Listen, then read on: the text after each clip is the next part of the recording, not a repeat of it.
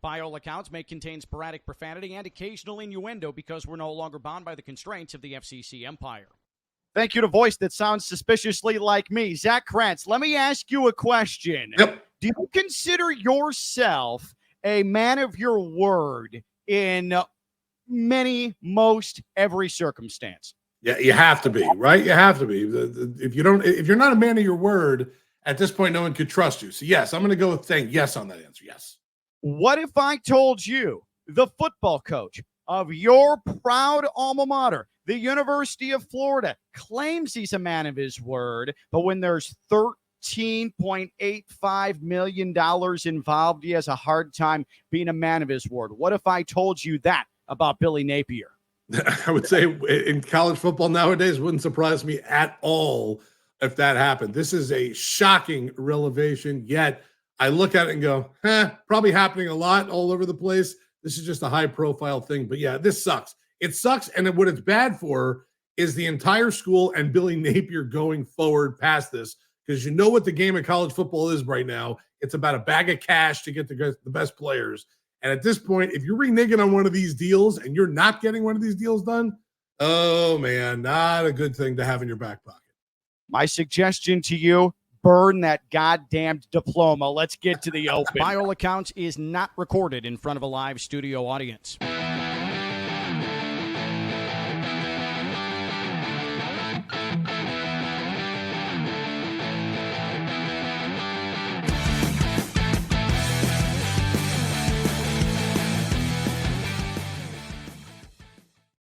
All right, I'm putting you on the spot right now.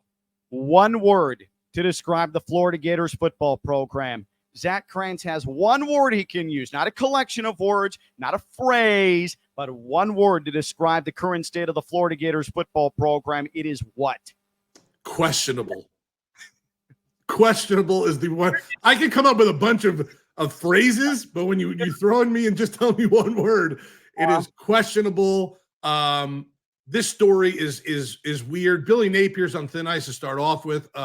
And then this comes out, and Rashada's been to Florida. He's been to Arizona State. Now he's in Georgia. When the story comes out that the only money he saw from Florida, which is actually kind of funny, was litigation money because John Ruiz in Miami was going after him for not taking his deal of $9.5 million, I guess it was. Let me tell you, I feel like I'm playing a video game and we're in the simulation right now because none of this seems real, yet it's very real in the world of college football. All right, so let me just go through some of the key details. And this was first reported by CBS, and we saw this early in the week. This is John Tulte, who did an exhaustive job reporting this story.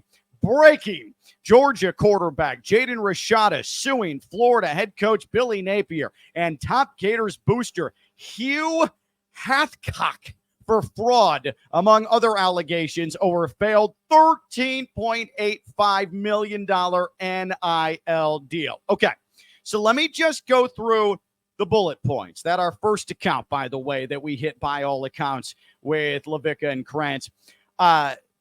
Florida offered $13.85 million in NIL money in agreement that would span over the course of 4 years to five-star California-bred quarterback Jaden Rashada, okay?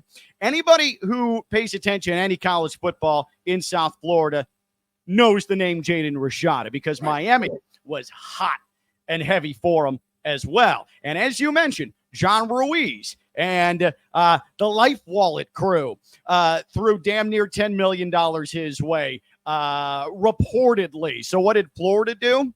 No problem.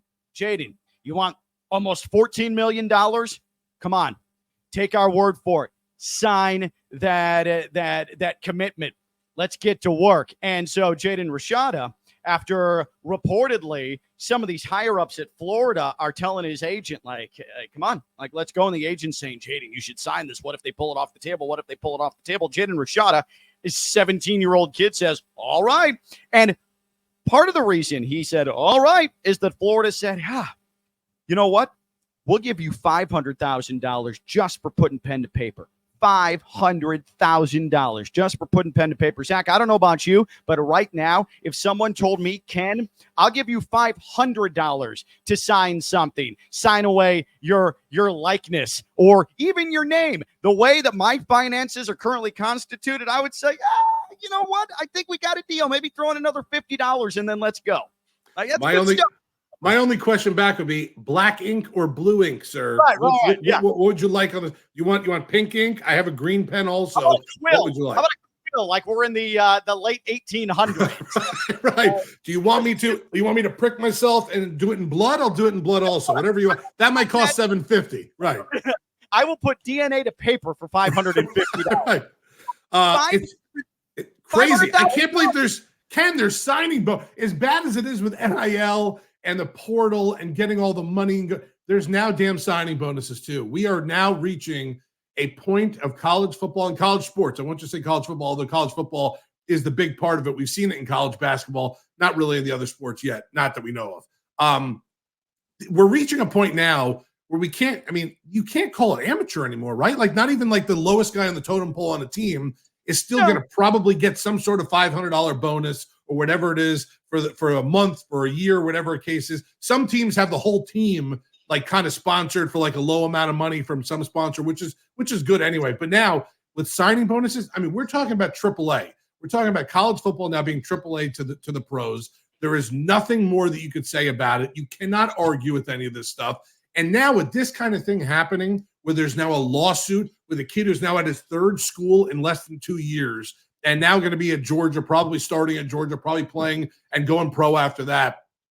Almost $14 million lawsuit against a coach in the collective for Florida. This is bad for all college sports in general, and worse that you're the first team, the first major school to get put in the middle of all this. It's embarrassing as someone who's a Gator, because I know there's Bull Gators out there that honestly, and we were joking about money before for $500. $14 million ain't anything to them. They're nothing. It's not a big deal at all. They could spit $14 million and be fine 5 minutes later. The fact that this happened to a high-profile quarterback recruit for Florida, and now with everything going forward with the NIL and with guys getting cash, this is a terrible look for Florida and an even worse look for Billy Napier, who I said before is on total thin ice with the program and with fans at this point, unless he wins and wins big this year, which might not happen. Man, I wouldn't want to be in Billy Napier's office right now or in his shoes or anywhere near him, because with this all going on, the pressure is on him 10 more times than it was an hour ago, 2 hours ago, or 2 days ago. So as you can glean, no single cent ever made its way to Jaden Rashada as part of this agreement with Florida. Right. The key name in all of this is a booster by the name of Hugh Hathcock. You could have given me 5 guesses without any context of what the name of arguably the top booster at Florida is, and I would have in 5 guesses been able to piece together Hugh Hathcock. It's the most SEC booster name that has ever existed in Northern Florida, specifically Hugh Hathcock. And you guessed it. How did he make his fortune? Car dealership. That would have taken one guess as to how he made all of his money. So it turns out, though, Hugh Hathcock says, I will pay $12 million through my lucrative car dealership to pay the vast majority of $13.85 to Jaden Rashada. And then Hugh Hathcock said, oh, you know what? Thinking about selling the business. And we're going to have to figure out a different way how to do this. But don't worry, I'm Hugh Hathcock, and I will find a way to pay this kid this money. But it turns out he never did. Deadlines came, deadlines went, more deadlines came, more deadlines went. Nothing, absolutely nothing came Jaden Rashada's way. So much so that it got to the spring after Jaden Rashada got to campus, and there was still no signing bonus. $500,000, and Billy Napier is taking it upon himself to say, hey, Rashada family, it's okay. I promise this man is going to wire you $500,000. And then it never came. The only money that changed hands was from one of Florida's collectives to Miami, to alleviate litigation, $115,000, which is more than a quarter of $500,000, or just about a quarter of $500,000, because John Ruiz and company were saying that this kid backed out of an agreement. There is potential legal issues here. And so Florida said, don't worry, kid, we'll take care of it. Wire $115,000 to people at Miami, but still no money to Jaden Rashada. To this day, we are recording this May 24th, 2024. Jaden Rashada has gone to Arizona State, and now he's at Georgia, and there still hasn't been a single solitary cent that has been delivered to him. And to add insult to injury, in this story, it is detailed that Jaden Rashada walked up to Kirby Smart, said, Coach Smart, coach who dominates the Florida Gators, coach who out-recruits the Florida Gators, coach who beats the Florida Gators prodigiously now on a regular basis. Just so you know, I'm going to be suing the head coach of the University of Florida. Is that okay? And Kirby Smart's reply was, yep, go for it. Right. That's the final night twist in this entire thing. Oh, it's such a nightmare first off, it's a nightmare for Billy Napier in a bunch of different reasons. Obviously, the first one is it's a terrible look for him when it comes to him talking to any recruits from now on, because every recruit and their parent is going to say, well, what about what happened with Rashada? Like, that's not going to happen to us, right? No. Okay. The second one, how bad of a position is Billy Napier in that his head, I'm not going to say head recruiter because that's someone on campus, but the head guy of the collective, the main guy that's going to pay the most amount of money, is not doing this. And at every other school, those guys are doing this. It's such a bad look for this team. It's such a bad placement to be in going forward. Oh. You are in the SC goddamn team, okay? You are trying to go toe-to-toe with Georgia. And whether or not there's merit to this lawsuit or anything comes of this lawsuit. Oh, it doesn't matter. Yes, this probably gets settled outside of the courts, right. But you're 1,000% right. It doesn't matter, because now the perception is that mighty Florida not only can't come through with a $13 million NIL deal, they're recklessly just sending out offers they can't back up, but they also, mighty Florida, can't even reach into their pockets, pull out change, and come up with a $500,000 signing bonus to a major prospect. You know who's not defaulting on, by SEC standards, what's pocket change, a $500,000 signing bonus? Georgia, right? Alabama, Ole Miss, pretty much every team, not Vanderbilt in the SEC, but here's Florida that can't even come up with $500,000. The damage that this has already done to Billy Napier and his future at Florida, but to the program for as long as he is the boss at Florida, recruiting is screwed. And the way that all of this has come together, the word I use to best describe the University of Florida football program is unserious. You can't say that you want to compete for national championships. You can't say that you're a top tier of college football, even in the vaunted SEC, when you can't even pay out a $500,000 signing bonus, and you lie about it and or repeatedly come up short, empty promises on it over and over and over again. As we sit here, May 2024, Billy Napier and that Florida football program, unserious. My whole thing with this was, if it came down to making this kid happy for $500K, just to make him stay on campus, make him stay there, and at least give him the, okay, don't worry, we're going to pay you, just here's $500K, we'll get you the rest really soon.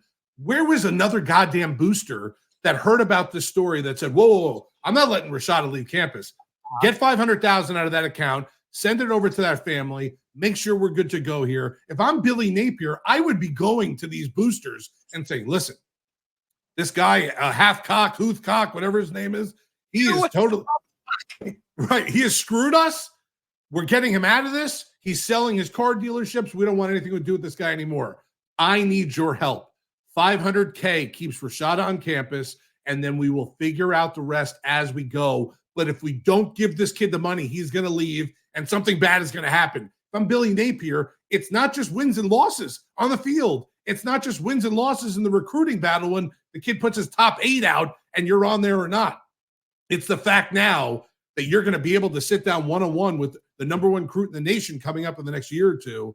And the number one question is going to be, I get that I'm going to start and have playing time and this and that. You offered me $4.5 million to come to campus.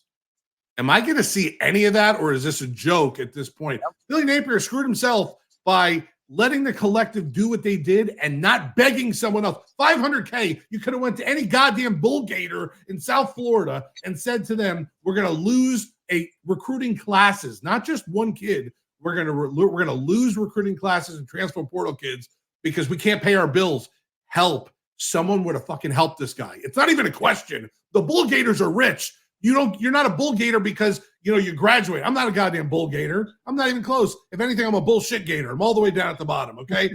This is different. $500K saved Billy Napier's face. And instead, now unless this guy this year wins a national championship or gets him to the playoff, he is done, in my mind. Done. And not just because he might not be the greatest coach, because I can't trust him now in those meetings because the kids won't trust him. It sucks. It sucks right now as a Gator fan, knowing what's going on, knowing you're the Gators, knowing you're in the SEC. Texas and Oklahoma is coming. The SEC is bigger, better, the whole deal. And then you're now looked at as the guy who can't pay his bills. What the hell happened?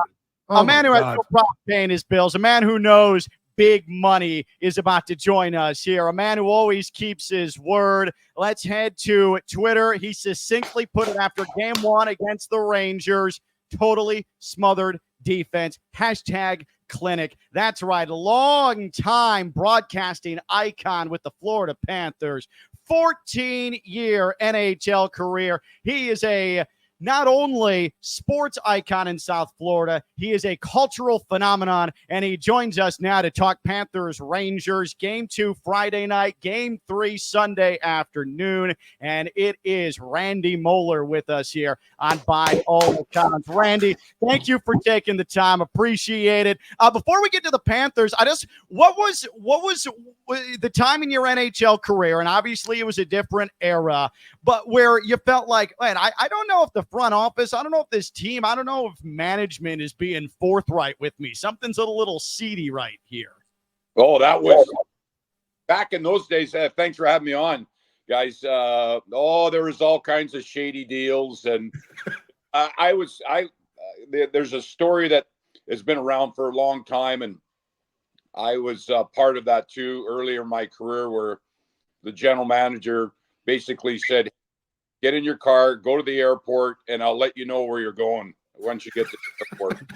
That stuff happened all the time. But I'm just so happy. And for the fans down here, this Florida Panther team, as we all know, has been through some ups and more downs than ups over the history of the franchise. And so happy for the stability that the Viola family, Vinny Viola and his partner, Doug Sifu, have done for this fan base down here. And more importantly, I think, is for the community, what they've done for the community down here. And they pledged since day one that what they were going to do, they accomplished. And their promises that they'd be involved and support the community in a number of different initiatives with the foundation, with the Panther Foundation.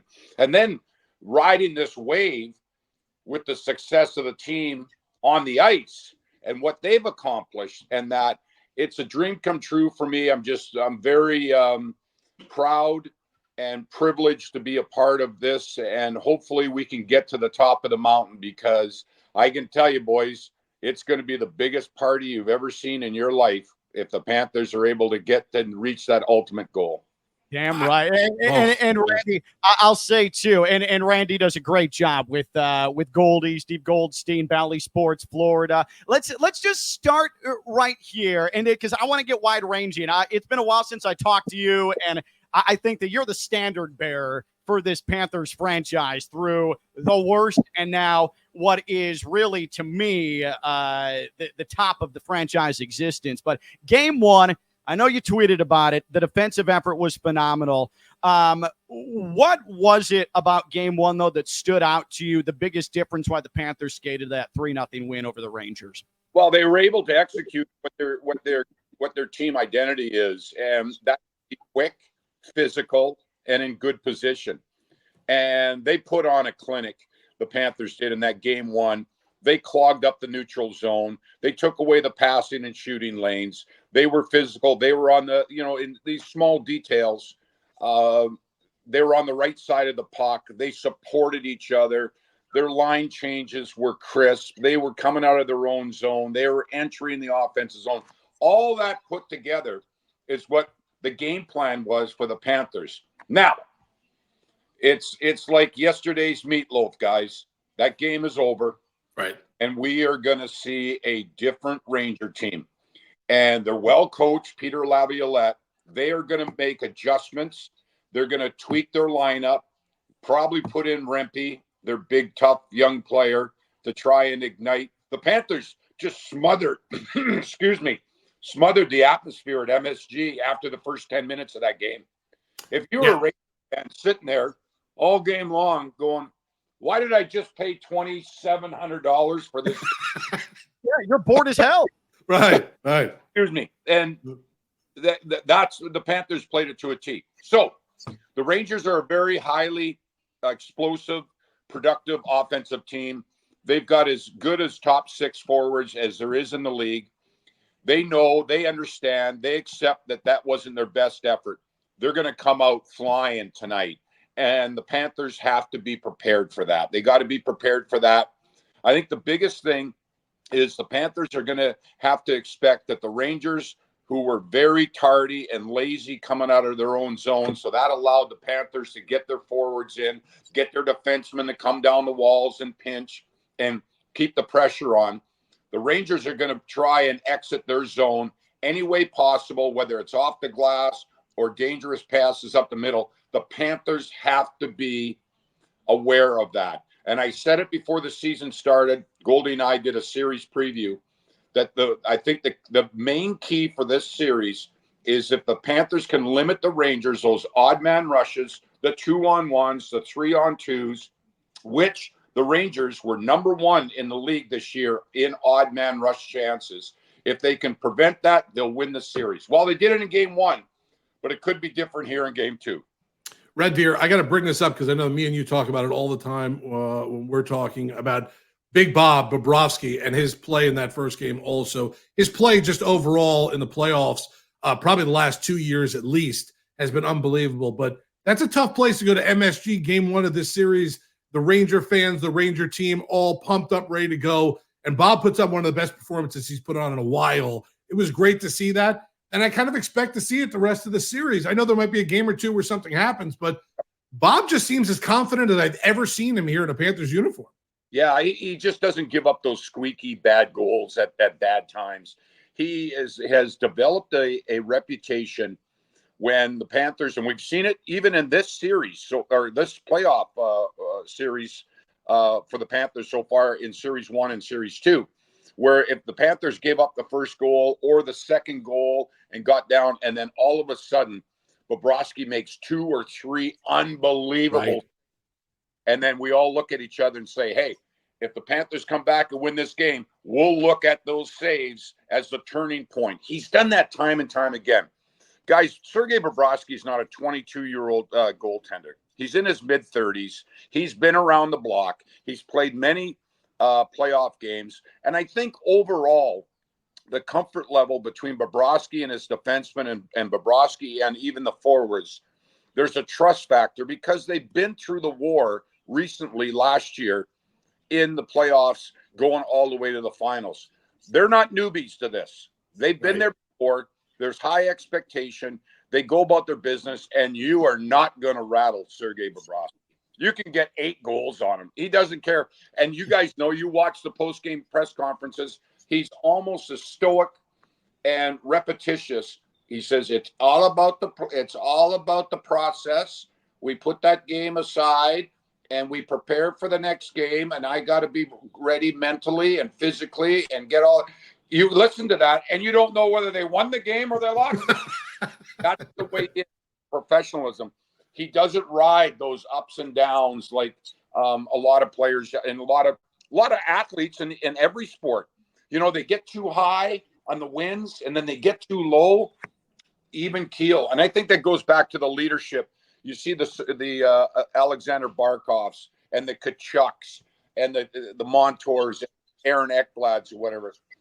I know it's maybe not the best fodder for social media or, publicity or whatever. They're not the most exciting post-game comments, but that's why they're focused. They don't go too high. They don't go too low. The comedy after games, wins or losses, is their head coach, Paul Maurice. Right. Is hilarious. Yeah. And I think fans really like it. He just says what he thinks. He doesn't sugarcoat anything. He's very entertaining. And I think that bodes well because he deflects a lot of that personality that the Panthers or that maybe the players don't have with their post game. Paul Maurice gives us that entertainment that we're looking for. It's a lot of fun.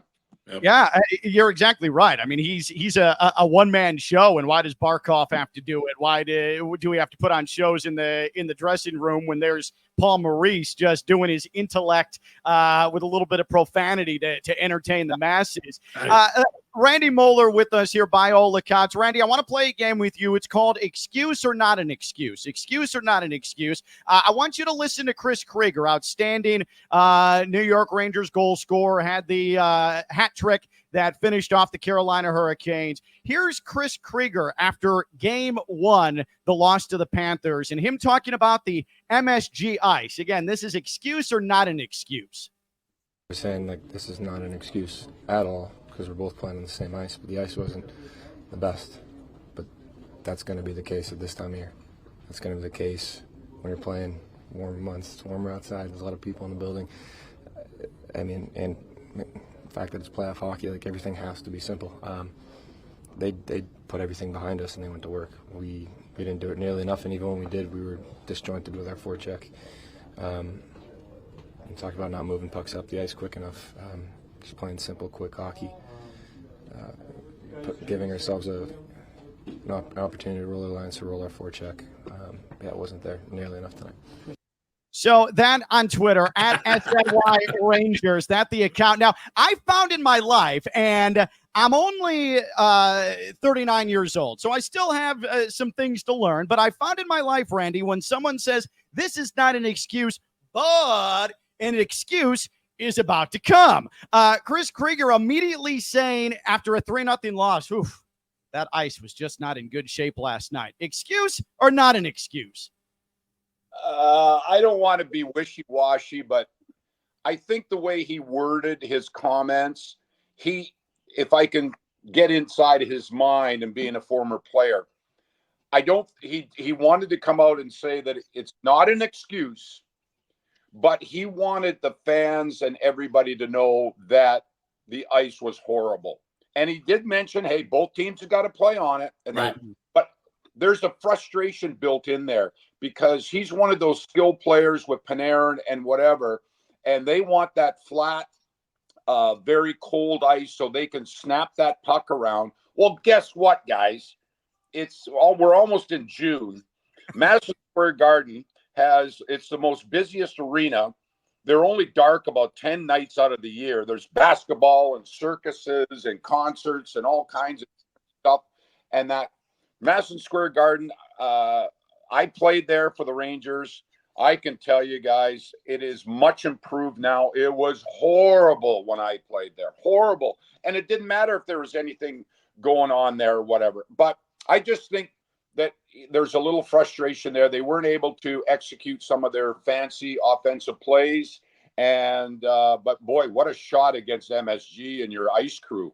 Right. I was about to say someone's going to get in trouble for that comment, and it's going to be someone in Madison Square Garden for that. I can't even imagine coming out, after that. That's crazy. I think you can file that under. It is true, but we face this stuff on a daily basis, especially with our wives and family.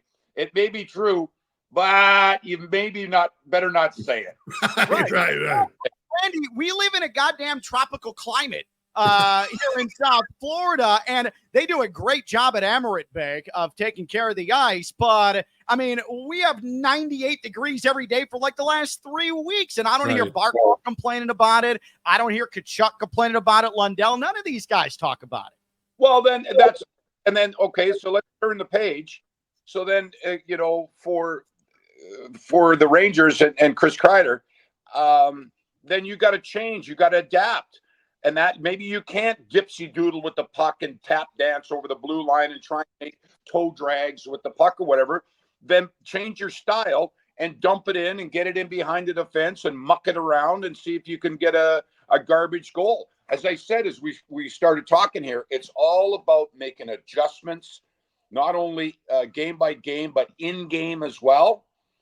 Chris Kreider as a leader on that team, he's such a great player, and his presence around the net. Maybe not knowing the inside or whatever, maybe should have gone up and down his bench in the second period when they got down and say, "Hey guys, the ice is not very good. We got to dump it in and chase it rather than trying to carry the puck in because we're just carrying it right into the Panthers' trap."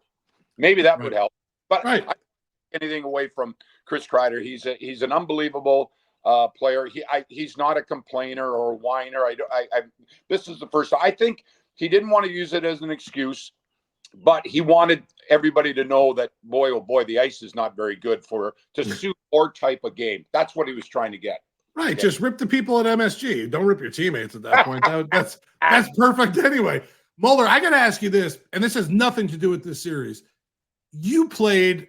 Listen, I know you lost teeth. I know you fought. I know you beat people up. I know you probably took a couple punches to the face. I get it. You ever go before you're about to have one of those lineup changes, you're about to have a face-off, and just tell the dude, "Hey, bro, we're going to fight right in the next minute. Like, we're going to fight." You ever pre-plan a fight like Tkachuk did at that point? Or did you just kind of just go with the flow? And did you ever plan the fight to happen, or did the fight just happen? I guess I could say. Yeah, no, it is. And I've explained this before. People, that are maybe new sports fans or whatever. Oh, I can't believe there's fighting. How fighting in hockey? Well, I'll take just a moment here to explain. They'd rather have a release of energy and frustration between two players by dropping the gloves. Very rarely somebody gets hurt by fighting than using a deadly weapon, which is a stick. That's the best way I can describe it and why they allow fighting. Okay, to answer your question, oh yeah, I was involved in many of those. Right. I was involved in hundreds of fights. I only won 2, and one was against my brother. So, but a lot of times, what you're trying to do is you're trying to change the momentum of a game.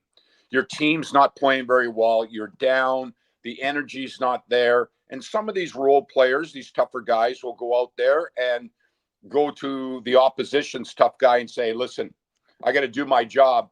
We're going to drop mitts here and we're going to go at it." And that's usually how it happens. It doesn't happen a lot very often, but boy, oh boy, it used to happen a lot. It seemed like it happened every game with me.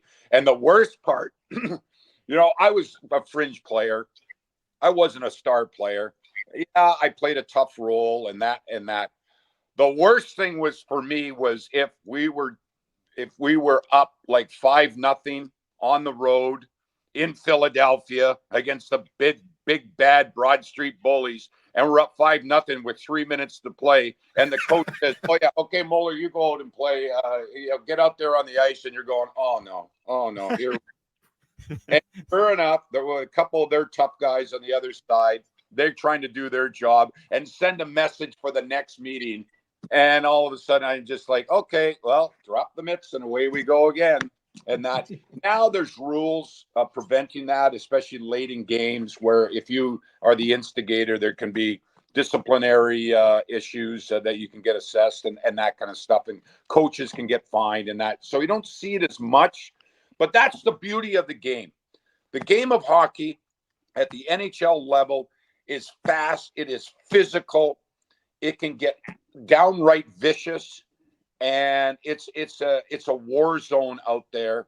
And I think that's the attraction that the fans have. They want to see these players laid on the line and take a fat lip in order to make a play. And that's why I think the popularity of the NHL has never been higher.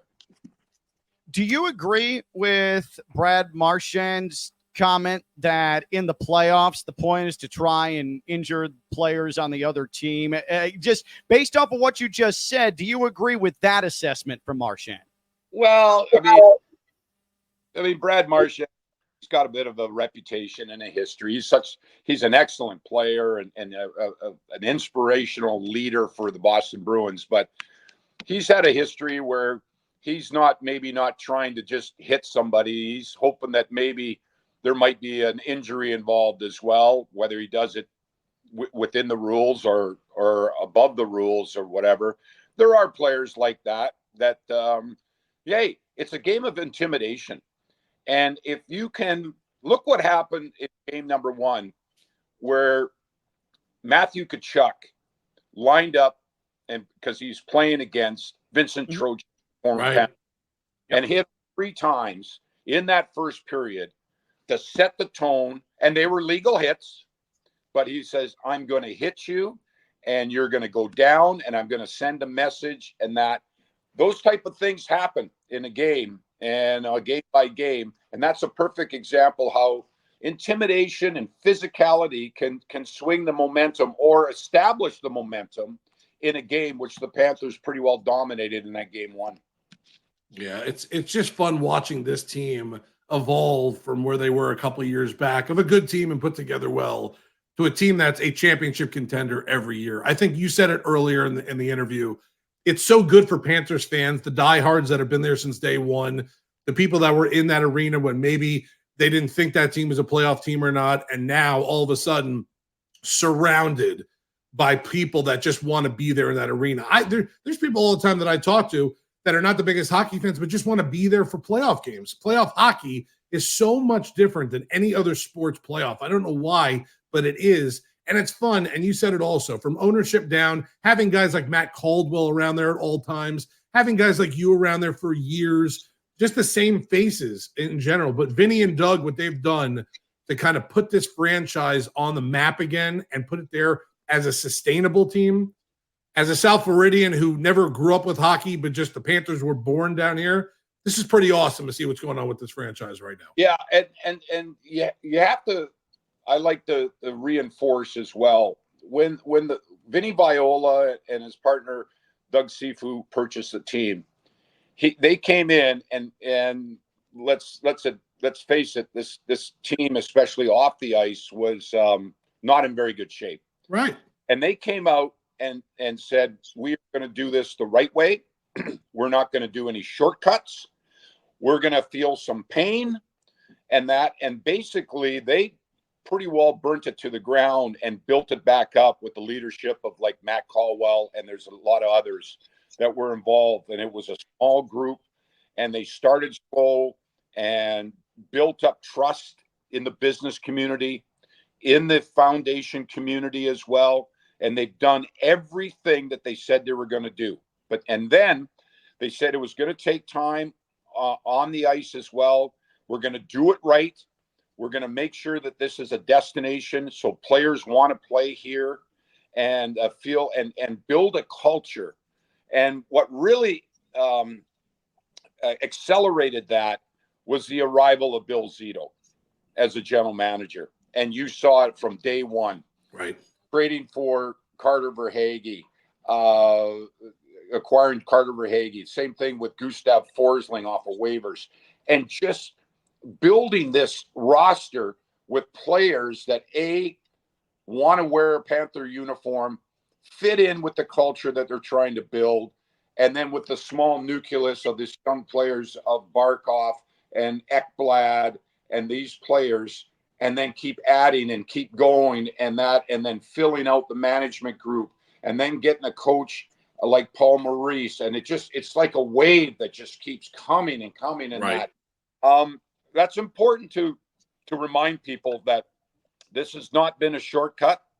The Violas and Doug Sifu, I think we're 11 years now, almost 11 years since they purchased the team. It hasn't happened overnight, but they've pledged that they were going to do it right. And I think what they've done, and you see now at the War Memorial with the Baptist House training facility, if you haven't been there, oh, it is just spectacular that this has become a destination. And the players, not only because of the facilities and how the players and their families are treated, but they've built a winning culture down here. They're involved in the community. They have the right leaders on and off the ice, and players want to be a part of that because it's a winning tradition now that we built down here. Ken, hold on one second. And also this, I think it was really funny a couple of years back because my wife works with the marketing and the business people at the Panthers. When my wife calls me and tells me she has a business meeting with Sean Thornton. I don't know who Sean Thornton is, she said, but I have a business meeting with him. I'm like, yeah, he used to be the enforcer for the Panthers. What kind of business are you doing with him? I'm like, Ashley, where are you going? Oh, we got to talk about marketing stuff. And I'm like, with Sean Thornton? What do you mean with Sean Thornton? I don't know if the guy's got teeth left. I have no idea if his wrist is broken. I thought it was funny. And keeping the players around like Lou and Sean Thornton and putting them in the offices, I think it's another great thing. It's something the Heat did also. And look how good these two franchises are kind of mimicking each other and looking good together. Yeah, they've really built a collection, and Sean Thornton does a great job. He's the chief revenue officer. He oversees so many departments for the Florida Panthers, and it exemplifies the personalities and the commitments that what has been trusted with these players. I can tell you when the Violas and Doug Sifu when they purchased the team, we had I was an executive at the time. And that ran a couple of different departments for the team, and we got into a room together, and we met with and that was 11 years ago or whatever. There's only two of us left, and I'm one of them. So there was a big turnover. I love working with that team and all the different departments and game presentation and how they, from outside, from when you pull into the parking lot and up on the plaza and then in the front doors and all the different amenities and the food and bev options and that. All these things matter. It's all about guest fan experiences. And then when you add the icing on the cake of an exciting, physical, winning hockey club, well, you just hit the home run. And it's been a while, but the Panthers have been able to accomplish that. It's a lot of fun. I just hope that we get to that top of the mountain because there isn't too many fans, longtime Panther fans that I don't know, and they all know me, and we've all been through together. For them to be able to celebrate that would be my ultimate career goal because I've been with them ups and downs and that, and to be able for them to experience that would be a dream come true. Well said. I think there's, and I don't mean to insert myself into the Panthers' ascension, but I think there's parallels with you and I, Randy. I'm the play-by-play voice of Florida Atlantic football and basketball, and I bring up basketball because when I came down to South Florida in 2007, I don't think it's any stretch, and I don't mean this in an offensive way, but the Panthers were maybe the most irrelevant team in North American sports at that point. I spent a lot of time at Florida Atlantic in 2007 as arguably the most irrelevant college basketball program in the entire country. And then suddenly there was this left-hand turn and everything changed. And I felt so much gratification, and try not to make it about myself, but so much gratification that I had seen everything at the lowest of its absolute lows. And then I'm sitting in Houston last year in front of 70,000 calling a Final Four game. I have to imagine you probably, maybe even more so, feel very similar in the trajectory of your time with the Panthers to where this is culminated in, with the possibility of going back to the Stanley Cup final for a second straight year and maybe finishing the job this time around. Yeah, I mean, there's been some trying times and yeah, for me as a broadcaster, going back to my radio days and that where there's some trying times, but you always had that belief that there will be a left-hand turn, as you say, Ken, and that you believe that better days are ahead. Yeah, it took a little bit longer than especially with the team for 30 years. But that's why it's so gratifying now. And I'm so happy for the fans and everybody that's been involved in the long-term staff members and people that have been around the team. I mean, Goldie's been there almost as long as I've been there. Billy Lindsay has been there. You know, now Ed Jovanovski is back and broadcasting after a couple tours of duty. And that's what makes it so satisfying is we can see the success that they're having both on and off the ice. It's really, really gratifying. Randa, this is awesome. This is so good. The only play-by-play I do is my son go potty training. So, like, that's the only play-by-play capabilities I have at this point. And I'm not very good at it at this point because he's still not potty trained. So there you go with that and there. Randy, listen. Neither am I, so that's fine. Well, I mean, listen, you and my son share stuff in common. That's how it is right now. Randy, I just want to let you know before we let you go, you're a first guest here on By All Accounts. Yeah, and so we couldn't have picked a better guest to start off with than having you on here and talk about everything going on with the Panthers, what's going on right now currently, and honestly, just having a fun conversation with you. Yeah. That's what it's all about, guys. You know, I mean, I love the sport. I love my Florida Panthers. I love our fans and the passion that they have. And this is a great ride. I hope it continues. Just to reiterate, I don't believe it's going to be the same type of game in game number 2 as we saw game 1. We're going to see a lot more determined Ranger team. So the Panthers have handled that adversity before, going back to last year, where teams have thrown the best at them, and they were able to fit short-term and long-term. But I'm really looking forward to tonight's game. And guys, thank you. I'm honored to be the first guest on this show, and hopefully you'll invite me back again. No, Randy, I appreciate it. One more thing before we let you go. I'd be remiss if I didn't bring this up because it's been weighing on my conscience for the better part of a year now. Right before the Stanley Cup final started last year, I worked at a terrestrial radio entity, and the Stanley Cup came through. I'm going to show you a picture from that, and I'm sure you're going to notice that I am touching the cup. And so when I put out this picture, unsuspectingly, Panthers fans absolutely torched the all living hell out of me. So I ask you, did I jinx the Panthers before the Stanley Cup final even started a year ago? Oh, I don't think it, guys. My view, and I think it's the view of a lot of people that are around the NHL. It's not a jinx. It's not what am I trying to say? A superstition or whatever. For me, I've been around the Stanley Cup multiple times. I will never touch it until I win it. And that's just, I think it's a respect thing that, and I love, hey, I have nothing against when they bring the Stanley Cup down and you get fans that are able, like yourself, to be able to take pictures with it. That's the attraction, and that it is the hardest trophy, the most beautiful trophy in all of sports to win, the toughest as well, the most physically demanding. And that I think it's more just as a respect.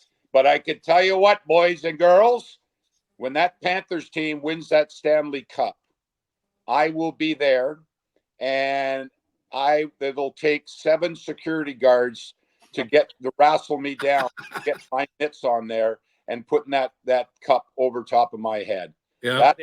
Guarantee. Right, Randy Moller. Hope for the day that, and hopefully sooner than later, that I get that opportunity. That's the respect that I have. My brother actually played for the Edmonton Oilers, but he was just a black ace and didn't get his name on the cup when they won it in 87, whatever it was, 86, 87 with the Edmonton Oilers. And even then, with the Stanley Cup, he wouldn't touch it. He got pictures with it, but wouldn't touch the cup because he wasn't a part of it. And that. So I'm in the same boat, but hopefully that changes because there'll be my fingerprints all over that baby. Yeah. Bring that thing down to South Florida. Ken, just keep your greasy paws off it until we win it, okay? Jesus. I learned my lesson. It won't happen again. Randy, just to echo what Zach said, really appreciate it. And you're a standard down here in South Florida, sports-wise, culturally, and we appreciate it, and would love to catch up again if things get closer and closer to putting a Stanley Cup up in the air. I would be my guys. You know me, and you can tell I love talking about the Panthers, talking hockey, and talking about living in South Florida, where this has become a hockey destination, and hopefully we can solidify that even more. Thanks for having me. Absolutely. Our pleasure. Randy Moller, Valley Sports Florida. We thank him for joining by all accounts. That's perfectly said. And I'll go ahead and just mark Randy down for Chris Krieger excuse. Speaking of trophies and keeping hands off until you win it, similar situation with my wife. Kept my hands off, and then once I won, I was able. I hope she's listening. And takes that and says, "Oh, what a great husband I have." Right. That was such a nice thing to say. Such a beautiful thing to say. Right. Yeah. Absolutely. So let's go ahead and make sure everybody knows, by the way, this is by all accounts, youtube.com/@allaccountsshow. Subscribe. And as you've seen, full show, and right there, if you're watching on YouTube, Zach is exhibiting how to subscribe with his index finger. You just poke it. And you subscribe, and everything is there for you. Clips from the show, full shows, shorts, the entire thing. We got it for you. YouTube.com/allaccountsshow and the podcast, RSS.com/podcast/allaccountsshow. So you can listen to it in the car and keep your eyes on the road and be safe. By the way, extended 3-day weekend. What the hell are the Krantzes doing for Memorial Day? Well, I'm glad you asked, because I don't have the plans yet. My wife makes all the plans, but I'm telling you what I want to happen this weekend. There's got to be at least 1 or 2 days at the pool at the parents' house. I don't have a pool here in the backyard yet. That's just in case any sponsors are listening for pools. We need one here in the Krantz household. LaVica does also, so we need pool companies also here. But what'll end up happening is some sort of barbecue or two over the weekend, some sort of pool step further, Skip. Weekend. It's going to be all of that. That's just what this weekend's all about. This weekend is about trying to get outside. The only problem is with us here in South Florida, it's about 118 degrees outside right now. So when you go out there, even in a cold pool, it still feels like you're in a sauna. I'll take it. I'm not complaining. As long as there's a barbecue, some cold beers. I don't really do the seltzer thing. My wife does. If that's all there is to drink, I will have that. But that's it. This weekend is about getting outside, having a burger, having a dog or a steak, getting in the pool, getting by the water if you're by the beach. And then honestly, maybe like an hour or two where like the whole family's in the other room and I get to sleep. That would be great also. That'd be fantastic. I think that checks a lot of boxes, to be quite honest, Zach. I think that's a damn good 3-day weekend. By the way, that reminds me that we won't be recording Monday like we typically do, but there will be a new edition of By All Accounts on Tuesday. So we'll go Tuesday, Friday next week here with By All Accounts. And I wanted to thank Barrett Sports Media for an outstanding profile and feature on me and my current employment situation, but also a lot of great stuff and a chance for us to talk about this venture, By All Accounts, Zach and I, how we met, how everything came to be, how this project came to be. And so if you want to go on Twitter at BSM Staff, Barrett Sports Media, Derek Futterman did a great job, wrote a great piece on that. And so it'll be worth your while if you give a single solitary damn about either of us, which I hope you do. Let's go to Twitter at Undisputed. Now, I don't know about you, Zach, but I'm not a regular viewer to Undisputed, but something caught my eye, caught my ear yesterday.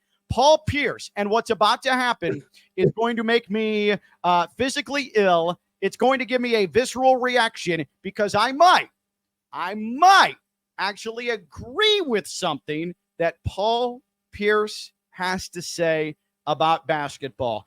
God help me.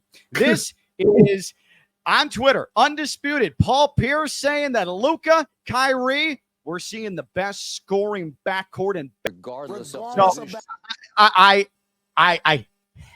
trust me when I tell you, Zach. I hate to admit this, and I feel regurgitation as we speak. Most notably, this iced coffee that I've been consuming very obnoxiously during the course of this entire show. But I kind of agree with Paul Pierce from the standpoint of this is the best offensive backcourt we've ever seen. That best offensive backcourt, which was the initial subject. Right. I agree. Because, listen, you can sit there and talk about Chris Paul and James Harden Rockets edition, but I will never give James Harden any credit for being prolific offensively when all he's done his entire career is hunt fouls. He's a free throw merchant. I'm just not going to do it. As far as pure scoring ability and not having to rely on just hitting threes, aka Steph and Clay, this is the best NBA backcourt ever in terms of what they have in their bag offensively. Kyrie, the way he finishes at the rim, his handles, Luka, his ability to hit the mid-range. He can back you down. He can also hit from 30 feet. Name me a better consistent backcourt in the NBA. I'm not willing to go best scoring duo ever until I see the end game of Kyrie and Luka, and they've only been together for about a season and a half at this point. I'd like some longevity here, some sustainability here, but I mean, this is prolific from at least a backcourt standpoint. Paul Pierce is not wrong. You know what? I say this. I say it right now. I think we're in the heat of the moment, and these two guys are really good together and really good together. Two of the best in the NBA. If Luka's not the best player in the NBA, he's two. And Kyrie, the way he plays, is still a top 10, top 15, no matter what you look at in the NBA right now. But you just brought up, if we're just doing backcourts, you just brought up the best one. Because for a 2-year span, no one could stop Golden State. Clay and Steph. I know they were just shooting three-pointers, and that's fine. And a majority of their scoring was from that. I don't care. Those two guys for a 2-year span or 3-year span before Clay kind of fell off the map a little bit, which he got injured, obviously horrific injuries, and then he was done at that point. Before that, look at the 3 years before that when these two guys were both averaging 25 plus a game, and those teams were winning championships. And that's fine. I know the NBA is a little different now. That's okay also. And I know we're in the heat of the moment. But if these two win a championship this year, I think that argument has a little bit more stability to it. Until that happens, I have to go with Steph and Clay as backcourt duos, not as duos in general. Because duos in general, Paul Pierce answered it with his first kind of examples. Kobe and Shaq were the most dominant duo because you had a guard and a center who both dominated. And then LeBron and Wade at a certain point, how do you stop that? Backcourt-wise, just in general, they're close. They're not one yet. They can be one. Win a championship this year, and I will fall back on my argument a little bit and not get in your face about it. But Steph and Clay had a 2 or 3 year span where they were the number one player in the league and another top 5 or 6 player in the league in Clay. And this is Clay could play defense also. And Steph didn't really play that much defense, and that's fine because he scored 30 points. Well, Luka doesn't play any defense either. Right. No defense whatsoever. It's just hard for me to say yes to that yet, but they are damn close because these two guys on the court together, I never thought that they would make it this far, to be honest, to the Western Conference Finals. I thought that thing was let me say this, and maybe this is a further discussion for next week. I have done a complete turn on Kyrie. Yeah, me too.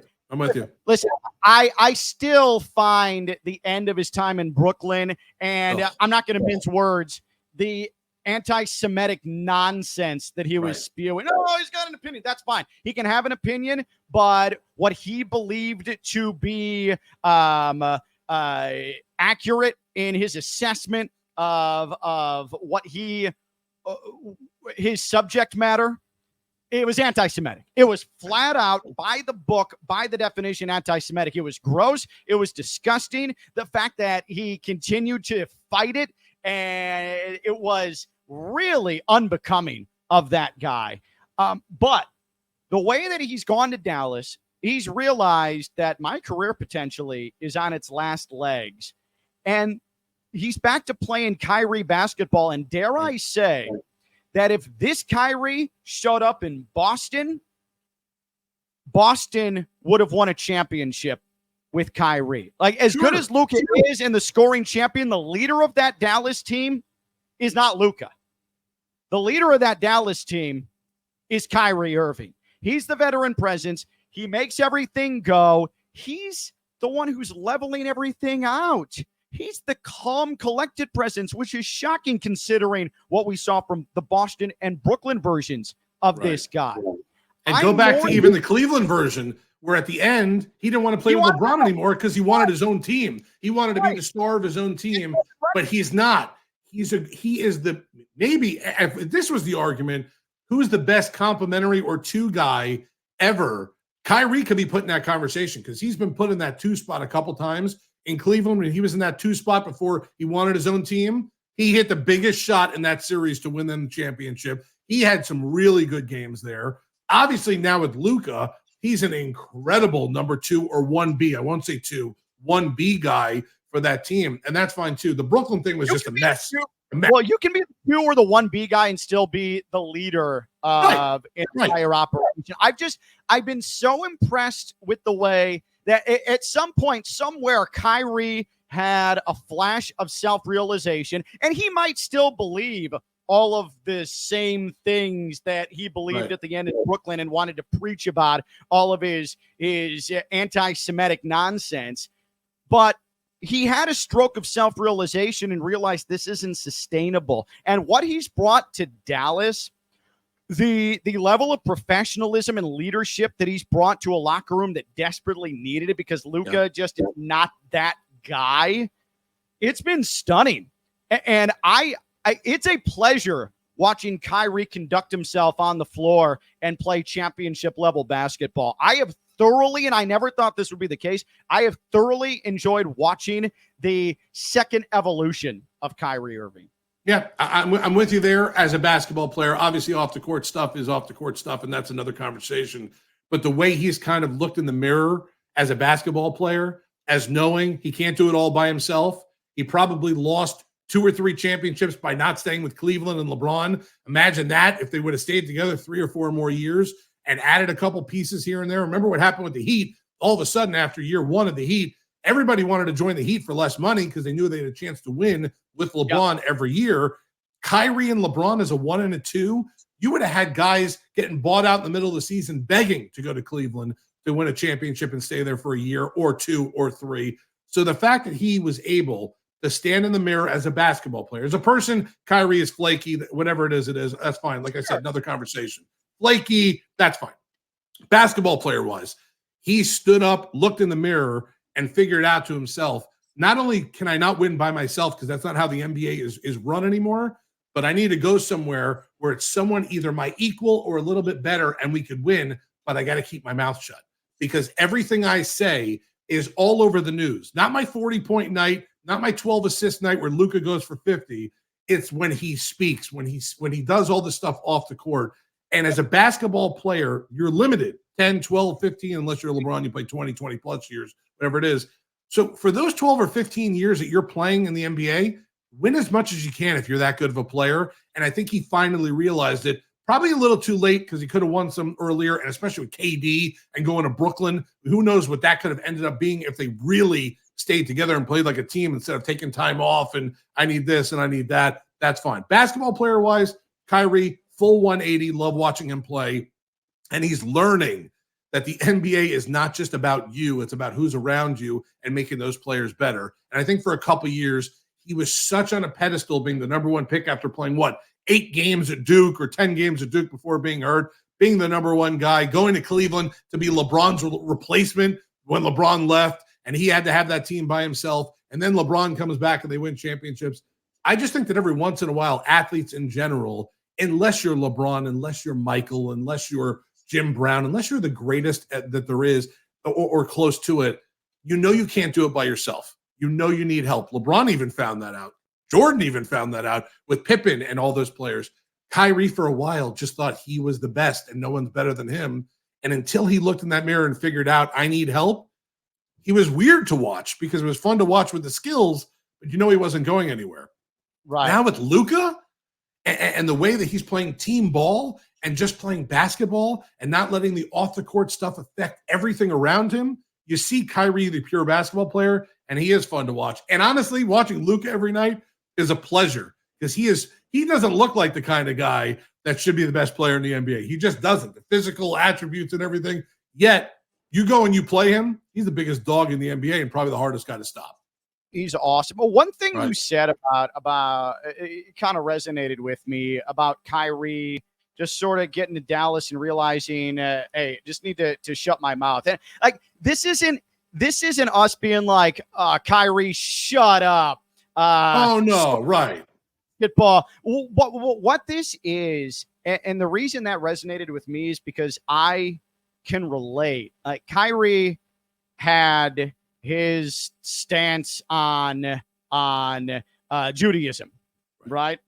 And where it originated from, and again, the things he was spouting, documented anti-Semitic language. Right. Okay, he realized that wasn't getting him anywhere quickly, and once he made the move to Dallas, this wasn't like a shut your mouth and dribble and doing all this stupid Laura Ingraham bullshit, right? But this was more, I think, hey, like this isn't doing me any good. I can still believe these things and consume this stuff. But if I'm serious about my career, then I'm going to keep the main thing the main thing. And the main thing is basketball. And let me tell you, for me, like I, as much as anybody, was Trump, what an idiot, country is going to fall apart, fracture, everything's a mess, we're all going to die, and just infatuated with that. Spent so much of my time, 2015, 2016, 2017, fighting these social media battles. And for what? Nothing. What am I going to change? And me, I'm just one of many shouting into the void. And it finally occurred to me, what good is this doing me? What change am I providing when I'm sitting here trying to preach about the state of American politics? And so I can still have my same beliefs about the country and about the two-party system and everything that's happening socially and politically.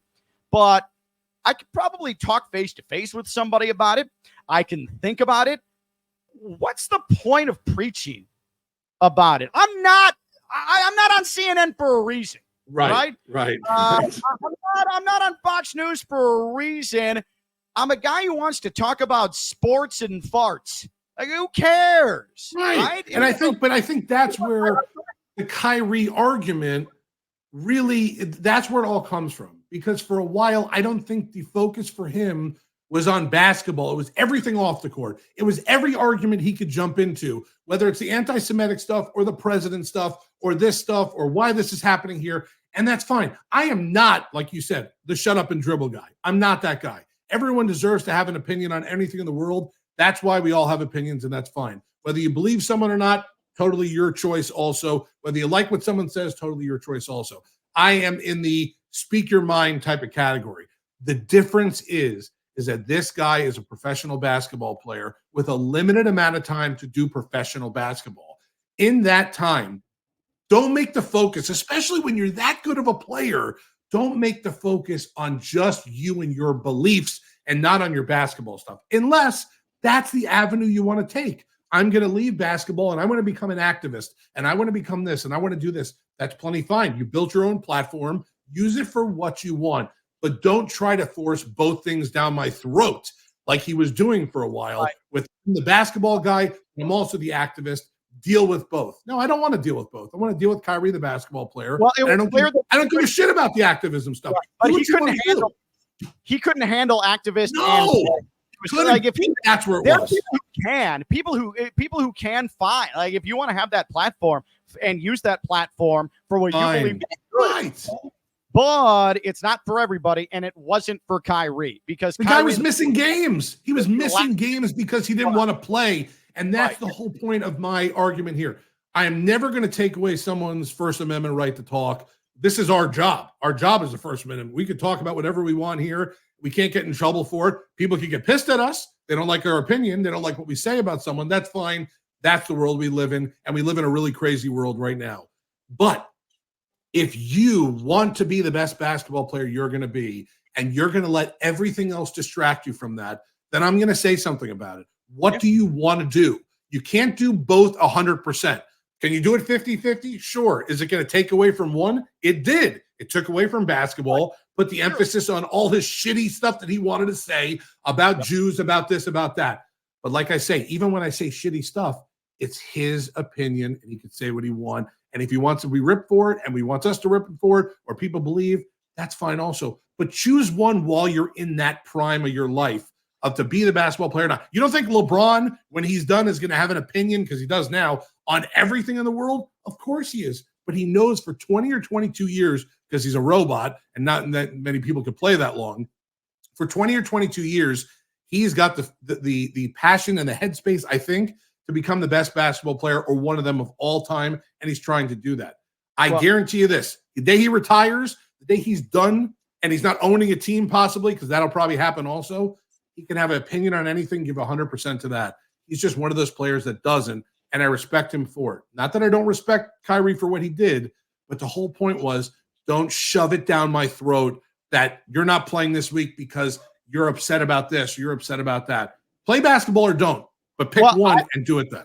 I would argue with LeBron. He's maybe more than any modern superstar athlete found the balance between being an activist, speaking his mind, standing for something while also continuing to perform. It takes a certain rare type of human being, and we know LeBron is a rare type of human being in multiple of capacities, to be able to take on the amount of backlash and pressure that comes with being an activist for something, standing up for something, especially when it's for a minority, and also performing your full-time craft at the best level that it can be. And he's largely done that. Kyrie just wasn't cut out for that, and that's why it's refreshing to see Kyrie. He's gone back to keeping the main thing.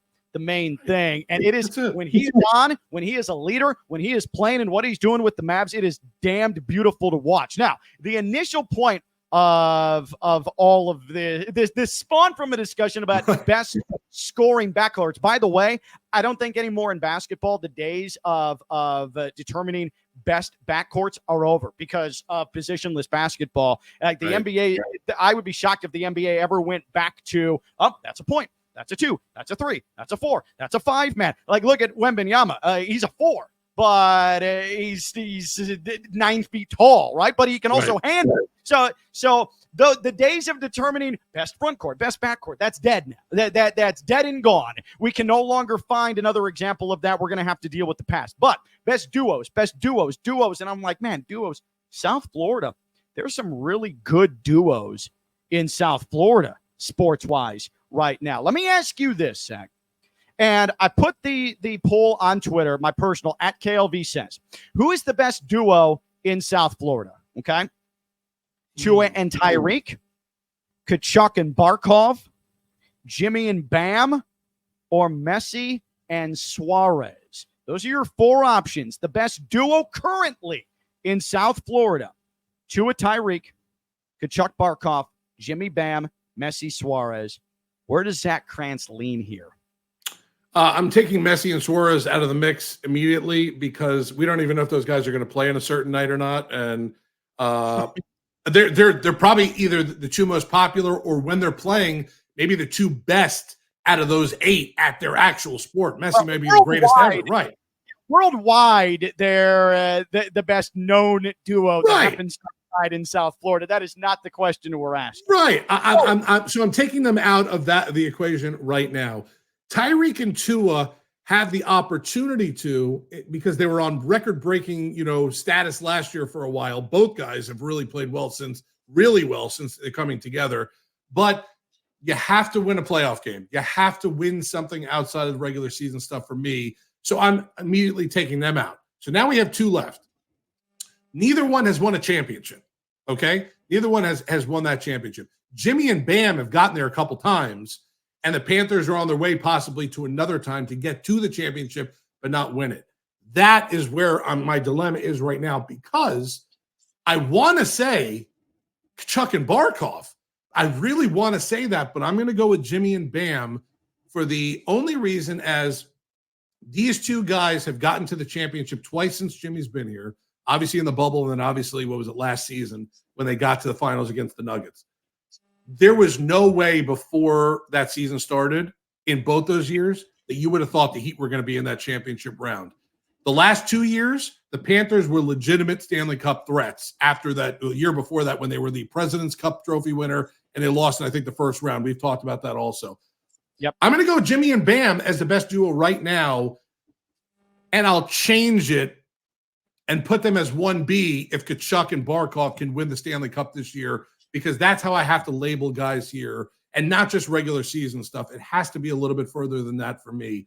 Jimmy and Bam right now, 1A.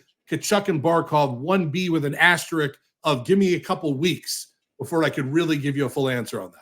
I think we're spot on with this, because I just like the conversation about best scoring duos, longevity matters, sustainability matters in this conversation. I mean, Jimmy and Bam, that duo has gone to 2 NBA finals. That duo has gone to 3 Eastern Conference finals. Right. They have, and they've been the 2 linchpins of the most successful franchise in the history of South Florida, and really the 2 faces of the post Big 3 reascension of that most successful franchise in the history of South Florida. That said, I completely agree with you, and I don't want to come off as rings guy, because that's the laziest way to have a debate. But Zach said, "That's me. I'm rings guy." But I think that applies here, because think about it: if Tkachuk and Barkov, and they've been together for not even a full 2 seasons yet. Right. And in those 2 seasons, they make it to back-to-back final rounds, Stanley Cup final, back-to-back years coming together as one, and that's all we know. And then if they win, if they finish it off, Jimmy and Bam have been together longer, and they've had sustained success. But how can you argue with that from a production perspective, that Tkachuk and Barkov haven't done more to transform the South Florida sports landscape, period, with what they've done together, if hypothetically they win a cup, because they have brought the Panthers to a level of paying attention. They've brought the Panthers to a level of viability in the South Florida market, which did not exist before them. Certainly not at this level. Like the Heat are the Heat. The Heat have been there. The Heat have been the standard. The Heat have been the brand. Jimmy and Bam are the latest conduits to that success. Barkov and Tkachuk, not only would they match final round appearances, but then you could also credit them if they put up a Stanley Cup, if they hoist a trophy, that they have done more for a singular sport and the sporting landscape in South Florida than Jimmy and Bam ever have. Am I out of line with any of that? I think Jimmy and Bam is the answer, but I'm with you. Give me 2 weeks, and that could change. If they win the Stanley Cup, they're 1A. It is what it is. And the argument, you can argue with me all day long. And yes, I know that I'm sort of rings guy, but in this situation, you have to be rings guy. And I will tell you this also, another sidebar to this. If somehow, some way, Tyreek and Tua play another full season together this year, 17 games, 16 games, whatever. If the guy has to miss a game, we've seen it happen. And Tyreek goes for another 1,800 plus, gets another 17 touchdowns. They win a couple playoff games, maybe even get to the Super Bowl and win. I would almost put them. Yeah, that's far away, and that's an answer for February and not in a couple weeks. If that happens, I might change my mind again and say, wait a minute. Playoff win. Give me one, like not even a playoff. Like, I don't know. Just give me a playoff. You can't do that. No, you can't. You know what? I'm not going to let you get away with that because I'm the same guy as you. I'm the same guy. Get me a playoff win. I was the same guy on the radio in the last couple of years that said if this team wins a wild card game, I'm throwing a personal parade down Miami Gardens Drive, 441 to Tootsie's. I will throw that parade because we haven't won a wild card in 23 years, or our playoff game in 23 years. I need to see them a little further than that to get them into this specific conversation.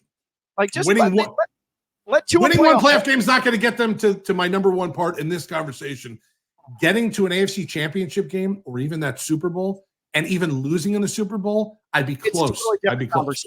Yeah, it's a totally different conversation. Right. So Right. what do you think? Who is the best duo in South Florida? And you can tweet at the show at All Account Show, at All Account Show. This is By All Accounts with Levick and Krantz. And again, if you could give your little finger point guidance here, Zach, subscribe, youtube.com/at All Account Show. Subscribe. You guys have been great here early on in the infancy of this show. You want to play another game, Zach? You want to play another game? Let's do it. Let's play a game called What Was More Inappropriate? What was more inappropriate? Okay, a new game here on By All Accounts. I want to start with this because I don't know. Did you catch Wheel of Fortune last night by any chance? Thursday night for those of you scoring at home. I saw the highlights from it. Yes, Okay. the highlights from Wheel of Fortune. I really sound like an idiot there, right? So we're gonna start. It's two nominees for who was more inappropriate here, and Zach determines the winner as always. Here he is, the all-time judge on By All Accounts. This, and I shit you not, was the very start of last night's Wheel of Fortune. We didn't even have a chance to meet the contestants. We didn't even get a chance to warm up before we saw the all-time worst puzzle guess in the history of Wheel of Fortune. Here it is, last night's Wheel of Fortune, and this comes courtesy of phrase, and off we go.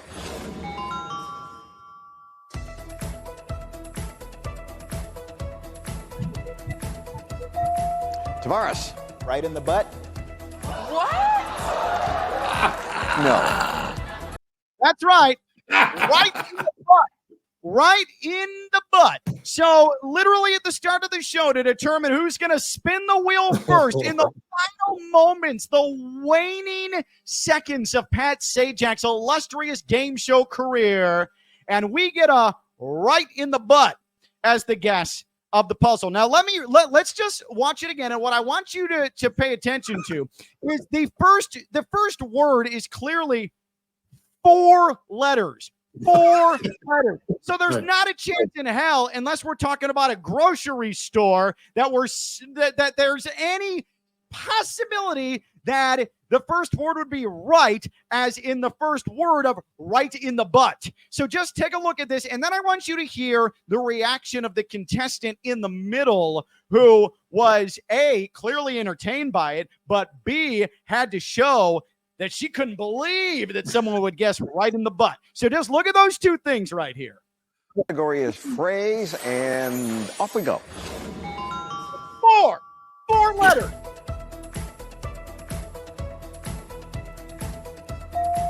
Tavares, right in the butt.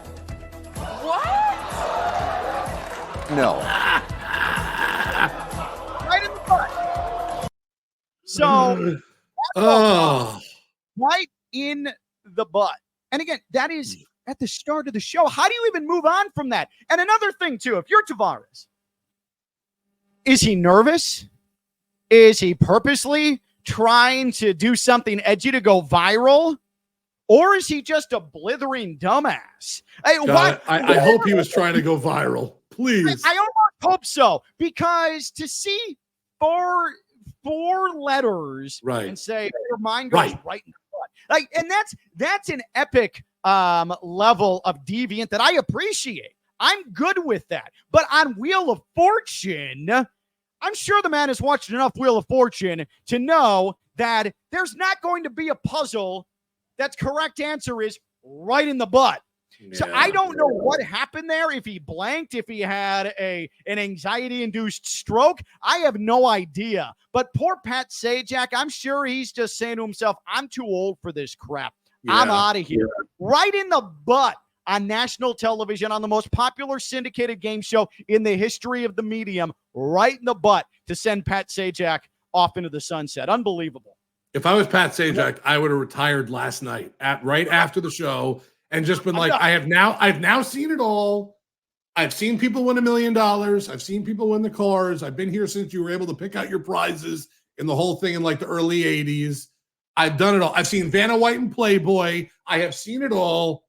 Right in the butt is where I draw the line. Thank you, folks, for watching. I have retired from Wheel of Fortune. There's going to be some NFL kicker that takes the job next. See you next time. And I would have walked off the stage. Apparently, they've already started recording shows with Ryan Seacrest, as if that guy doesn't have enough work already. And I know. At this point, like, I'm about to ask Ryan Seacrest, I'll be your personal assistant. Right. You can call me a secretary. Just give me like a $700 a month stipend. Like, that's all. Do something for someone who needs it, because that guy has way too many jobs. So for perspective, and again, this is all part of our new game here on By All Accounts. What was more inappropriate? Let's just watch it one more time, right in the butt on Wheel of Fortune. Story is phrase, and off we go.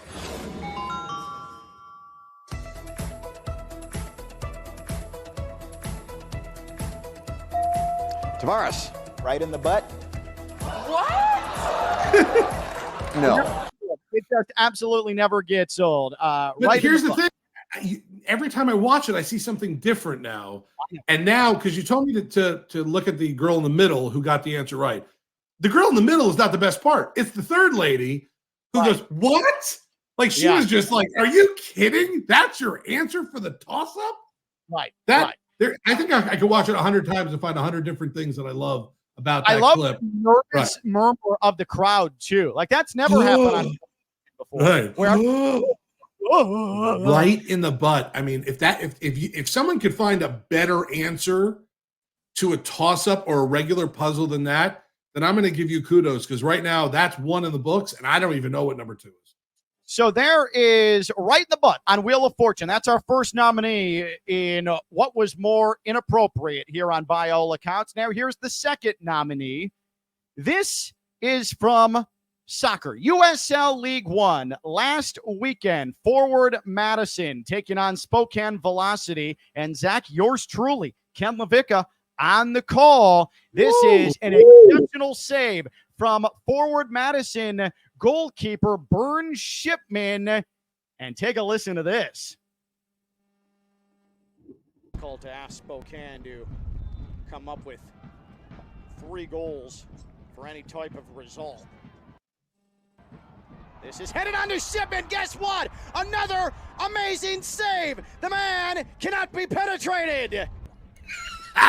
The man cannot be penetrated, says Ken LaVicka. Let's hear it one more time. The second nomination for what was more inappropriate. Again, if you're just tuning in, Wheel of Fortune's right in the butt puzzle guess going against this. That man can't be penetrated. Going to be difficult to ask Spokane to come up with 3 goals for any type of result. This is headed on to Shipman. Guess what? Another amazing save. The man cannot be penetrated. All right, Zach. It's time to make your ruling. What was more inappropriate? Wheel of Fortune puzzle guess right in the butt, which was incorrect, by the way. Or Ken LaVicka soccer call. The man cannot be penetrated. Zach? God, this is tough. This is tough. Your call is fantastic. Right off the corner kick, you had that ready. I feel like you almost had that one ready to go, but that didn't sound like it. Right. Yeah, trust me when I tell you, I did not have that ready to go. That doesn't seem like one of those play-by-play guys who has the stuff written on the wall that you're waiting for that one moment so you can go to that thing. Nope. Man, I hate to do this to my partner right now, but I'm giving you second place, and right in the butt's going to win this one here, because we're talking about national TV toss-up to start Wheel of Fortune. You're probably not even sitting fully down to watch Wheel of Fortune yet. You're probably still in the kitchen or doing something with the kid to get everyone ready so you could take that 20 minutes off to watch Wheel of Fortune. And before you could sit, some dude screams out right in the butt. That's right there. That's the winner. But let me tell you, any other night, you're probably going to win, because that's one hell of a call. I just went up. Can't be penetrated. Yeah, no, I went up against some real tough competition. You did. It's not fair to you, because on any other given night, you probably would get the first place trophy here. I got to give you second place because I've never heard on Wheel of Fortune before, or really any other show before 8 p.m. on a national program that says right in the butt. That's the thing. You're right. American families are collectively sitting down to dinner on Thursday night, and you don't even have a chance to ease into the program. It was right away. Wheel of Fortune, familiar theme music, right in the butt. Bam. And then there's no way to prepare yourself for that. I can tell you, by the way, and I'll take the L in this situation. Maybe next time, even though I'm hoping that I'm not a nominee next time for what was more inappropriate. I can't tell you how many people in the industry and also throughout the American soccer pyramid texted me upon hearing that call earlier this week saying, "Did you really say that?" And I had to tell them, yeah, and I don't know where it came from. Right. I do not know where it came from. Ken, you would have won probably 9 out of 10. Like, of these situations, that would have been the more inappropriate. I cannot believe you said that. But you were going against a juggernaut. You were going against a national. Right. Wheel of Fortune is a staple in homes across America. Staple. Right. I remember growing up, it was a staple. Wheel of Fortune, Jeopardy, 7 to 8 o'clock before I had to kind of do what I had to do in my house and get sent to my room for probably some bad shit that I did. I would sit out there and we would watch Wheel of Fortune and Jeopardy. And I try to have my kid out here too, because we eat around that 7 o'clock moment. We have it on in the background sometimes. If before I sat down to feed my child, right in the butt flew out of the TV at me, that would have been it. You would have had you're 1B, but only for today. I feel like if we put you against the next 9 people, you might win. Not tonight, my friend. Not so fast, my friend. Just for discussion purposes, before we get to another game, you can tell it's a Friday because who gives a damn? Right. But is there any, outside of an X-rated situation, is there any context in which you would use the phrase right in the butt? Perhaps a colonoscopy? Yeah, okay. Hey, my buddy's Rosie. My buddy's name is Rosie. Rosie, you going to the doctor today? Yeah, man, I got a colonoscopy going right in the butt. Yeah, maybe at that point I would laugh and be like, yeah, that's appropriate to use right then and there. Any other circumstance? Where is right in the butt? Hey, where should I put this cocaine I'm trying to smuggle? Right in the butt. Right and in the that's butt. the other one. But those are the only 2 instances outside of an X-rated situation where I can think that the phrase right in the butt applies. 2 instances, colonoscopy, or if you're a drug mule, right in the butt are the other 2 ways to use that. Otherwise, I just don't know where you would use that phrase and someone be like, oh, yeah, right. Yeah, you're right. Right in the butt. Yeah, right there. I really appreciate the fact that we are getting to the important conversations here on by all accounts. Oh, did you see this, by the way? So this is on Twitter, and this was actually near the end of the Boston series, okay? But this is Bill Simmons, and Sean Rochester does a great job, 5 Reasons Sports, at S Rochester NBA. He was listening to the Bill Simmons podcast, and here's what the tweet reads. In an attempt to make fun of the Florida Panthers, our old friend Bill Simmons says the average fan doesn't even know what city they're located in. His answer is, it's Miami. I want you to listen to this. And there's being arrogant and wrong, and then there's being arrogant and loud wrong. So let's hear the clip from Bill Simmons, where he is trying to make an example of Panthers fans.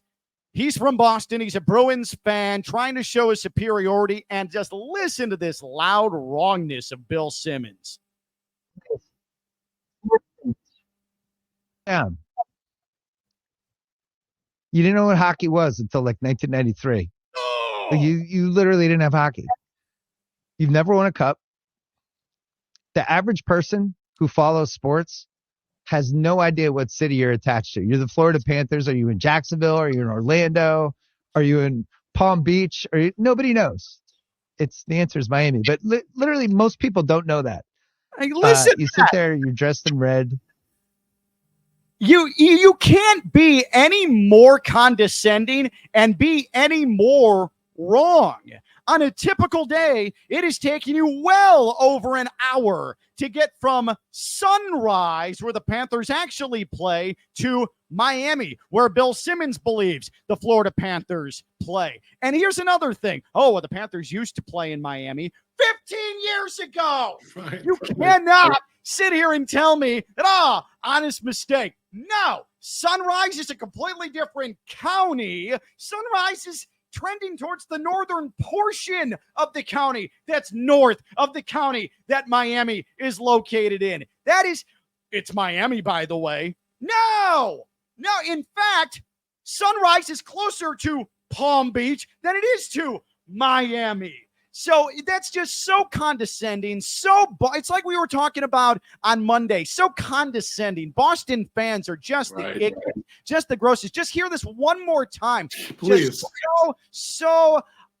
Panthers fans, shut your mouth. I'm scolding you because the Bruins have been around forever, and we're Boston, established sports city. People don't even know where the Panthers play. By the way, I know, though. Wrong city. Here it is. Please. Florida fans, settle down. You didn't know what hockey was until like 1993.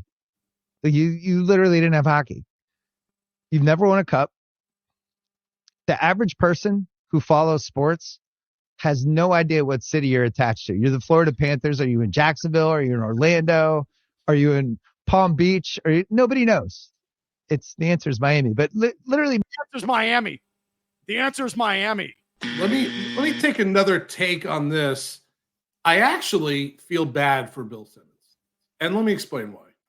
Between the Heat in the 2010s when LeBron got here, between this Panther series, and between the fact that Miami's been like kind of Boston's daddy over the last 10 years in sports, outside of 1 or 2 years where maybe the Celtics beat the Heat or whatever, or Boston beat the Panthers. That's fine. Bill Simmons has aged really bad with all these takes on the Miami fans and the Miami teams. And I kind of feel bad. I'm sorry, Bill, that we've kicked your ass so many times that this is where you have to go to. You have to go to being angry at LeBron because he wanted Shabazz Napier and he got him, or the Bruins losing to the Panthers, or the Celtics being upset by the Heat. Bill, I apologize from all of South Florida here, and I really don't apologize because it's absolutely ridiculous. But you have taken this just way too personally, and when you have to attack the city, okay, no one knows where the Panthers are. Great. You know who does? The fans. The fans of the Panthers do, and that's all that matters at that point. I don't give a shit if Bill Simmons knows what city the Panthers are in. I don't care about that, but I do care about Bill Simmons' health because I don't want anyone to be unhealthy or being bad. We've put him through the ringer. We've put him through the ringer. Legitimately, we in the last, it's 2024, in the last 14 or 15 years, this guy's aged 40 years because of the South Florida teams down here. And we apologize, Bill. We hope you're in good health. But do a little bit of geography next time when you want to make a point on your podcast. Or come on our podcast and we'll give you a full geography lesson at that point. And I am not skilled in geography at all, but I promise you I'll help you there. And I'm sorry that you've aged so much in the last 15 years because it obviously looks like it, and you're getting meaner, and that's fine. So we apologize, but we don't apologize at the same time. Otherwise, get the bleep out of here. Seriously. Well, here's what I want to do. Bill Simmons, he wants to be right all the time. So right that he's worked himself into being real wrong. Anytime it's Miami, by the way. No, actually, Bill, it is not wrong. Dead wrong. So what I want to do though is, in the spirit of sports geography, you couldn't be any worse, Zach, than Bill Simmons.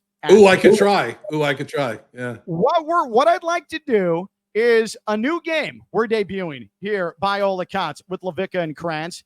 And this game is called Sports Geography. Here's what we're going to do. There are 17 teams, at least eligible for this game, 17 teams where in their name, they're identified as coming from a state or a region. They are not identified by the city that they're located in. They are identified by a state or a region? And you, after I pose them to you, Zach, are going to have to tell me and the collective Bio Accounts audience what city they play their games in. This is important. Not what facility, but what city, what municipality is their stadium or arena where they play their home games located in. Do you understand the rules? Yeah, of course I do. And I don't at the same time, which is perfect. Let's do it. Okay, perfect. We'll just wing it. Who cares? We have no standards. Let's start with this. And since we're talking about Bill Simmons, Zach, your first team to identify here in sports geography is the New England Patriots. Zach, where do the New England Patriots play their home games? Well, considering this team was in my nightmares for 20 years and I heard the stadium name or where it was from for so long, I'm going to say Foxborough, Massachusetts for the win. Well done. 1 for 1. Foxborough, Massachusetts. And you don't have to give the state, but I know. I tried my first one to be professional. I won't be professional the rest of the time. Don't worry. New England Patriots is correct. Zach is 1 for 1. Only 16 more to go. Here we go. Also in the NFL, the Arizona Cardinals. Where do they play their home games? I'm always worried if they're going to be tricky. I'm going to say Phoenix. Incorrect.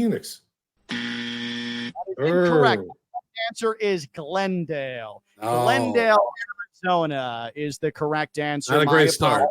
Yeah. So 1 for 2. Okay. Is still batting 500. We're okay. Still batting 500. It's okay. Hang in there. We're going to stay in the NFL, and we are going to head to a team that resides in the NFC South. Zach, tell me and tell us, where do the Carolina Panthers play? Oh, man. I guess my obvious answer would be Charlotte. I think I'm wrong, though. Well done. Don't doubt yourself. That is correct. The Carolina Panthers do indeed play in the Queen City, which, by the way, is also the nickname for Cincinnati. I don't quite understand that and why they're both named the Queen City. But that is correct, Zach. The correct answer is Charlotte for the Carolina Panthers. Now, this one's a little bit tricky. Zach, you tell me, what city do the Tampa Bay Buccaneers play in? Oh, man. I mean, it's got to be. Is it St. Petersburg? Oh. The correct answer is Tampa because, remember, Tampa Bay is a region, but Tampa Bay is not a city. Sorry, Zach. Sorry. Yeah. 2 for 4. I'll take it. Yeah. So 2 for 4, batting 500 right Still can get in the Hall of Fame betting 500. That's it. Absolutely. You're in great shape. Nothing to worry about. Let's go to baseball. And again, this is sports geography here on By All Accounts. Who's worse at sports geography? Bill Simmons, who says that the Panthers play in Miami, or our cuddly old Zach Krantz? Here we go. The Minnesota Twins. Where do the Minnesota Twins play their games, Zach? St. Paul. The correct answer is Minneapolis. The correct answer. Yeah, I thought that was too obvious. Yeah. You see, you're overthinking it. You don't. I am. You don't overthink it. I'm just going to go with the first thing that comes to my head from now on. That's it. Not going to overthink it. Right. It's sort of like our friend Tavares from Wheel of Fortune, right in the butt. That came to his mind. Zach, the Texas Rangers play where? The Texas Rangers play where? I think I know this one. Arlington. Correct. Well done. Way to hang in there and get the job done. That is correct. The Texas Rangers do indeed play in Arlington, right across the street, in fact, from Jerry World, home of the Dallas Cowboys. All right, you have a chance for redemption in the Grand Canyon State. Zach, tell me, where do the Arizona Diamondbacks play? Phoenix.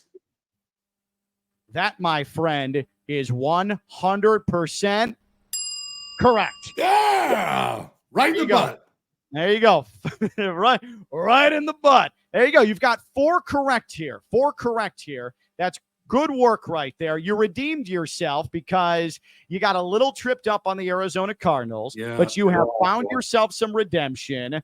Let's go to... Got some momentum going. I got some momentum going. I'm feeling good. Right. Let's head here to the NBA. We'll go to the NBA. Zach, where do the Golden State Warriors play their home games? Oh, they moved to the new facility. I'm going to say San Francisco. Wow.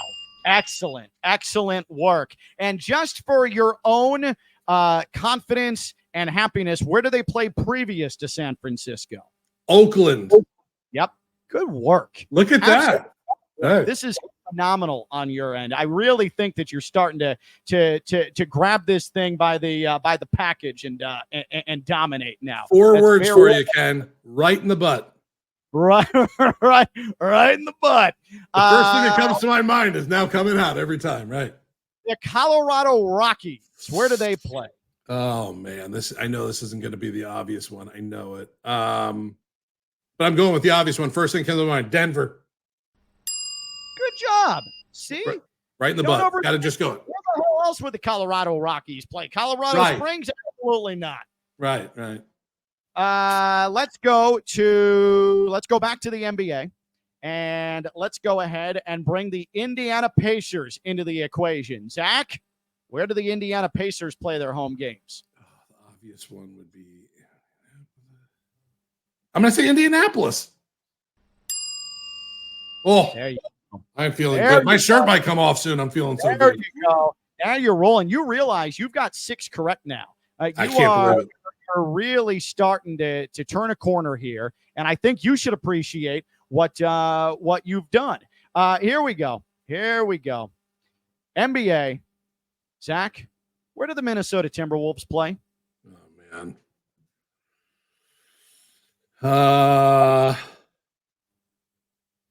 I'm going with obvious, Minneapolis. That, my friend, is right on. Whoa. Good job. Excellent work. It's getting hot in here. Yeah. This is really good stuff. You're up to 7 endeavor. We're getting into the home stretch here. We are getting into the home stretch. One quick note. We are not going to be guessing the Coyotes of hockey because they currently don't have a home. There is no home, and we don't know if they're going to be the Utah, whatever they're going to be, or the Salt Lake City, whatever they're going to be. So again, no Coyotes in this equation, just in case you were wondering, okay? Now here's a tough one. Zach. To hockey. Where do the Carolina Hurricanes play? No way it's the same answer as before. I'm just going to do it to do it. I'm going to say Charlotte again, but I feel like I'm not feeling confident. Yeah, wasn't feeling confident. The answer is Raleigh. Same arena for NC State. I could have said Asheville because my wife loves Asheville, North Carolina. Should have probably just went with that so she would feel good about it. By the way, my wife's in the room now, and all she hears is every couple seconds me yell out a city. She has no idea what we're doing, which is great. No idea. Better for her, actually. I know. I'm not even going to tell her. Yeah. Where do the Utah Jazz play, Zach? Oh, I know this one. Salt Lake City. Perfect. Excellent work. That one was easy. That one's to get you back on track. After I feel better now. Good. Okay. Next up here, my friend. This is a tough one. Here we go. The New Jersey Devils. Where do the New Jersey Devils play? Oh man, where's Bam Bam Bigelow from? That's where I want to go with here. I mean, I don't even. I think my wife's listening now. She's trying to cheat and give me names. Township, New Jersey. That is incorrect. I'm you so cheated sorry. And you got it wrong. The correct answer is Newark. Newark, New Jersey. I just want to let you know that my wife tried. She could hear it out of my ear, I think. Felt bad, tried to cheat, and got me the wrong answer. Thanks. Yeah, that is, it is my understanding that whatever name of municipality she gave to you does not host a professional sports franchise. I think she deliberately tried to throw me under the bus, and she literally left the room right afterwards. She laughed and left. She sabotaged you. God, we are going to stick with hockey as we head to the final couple here. Sports geography here on By All Accounts. The Colorado Avalanche. Where do the Avalanche play? Where do the Avalanche play? It's definitely not the obvious, is it? I'm going with it again. I think I said it 3 times. I'm going with Denver. When in doubt in Colorado, say Denver. Right. Absolutely. Right. Well done. Well done. I could say like Breckenridge, but I don't think they have a team there, right? I don't think Breckenridge too mountainy, in my opinion, to have a stadium or an arena. And if I would have screamed out Breckenridge, I think my wife would probably think I'm on like Priceline.com booking a trip. So like, I'm glad I didn't do that. Right. Memorial Day weekend in Breckenridge. Right. All right. Last but not least, the 17th of 17, and sweet God, thank God we've gotten to this point. Tell me, Zach, in hockey, where do the Minnesota Wild play? Can you walk this off in impressive fashion? Minnesota Wild play in Minneapolis. The Mall of America.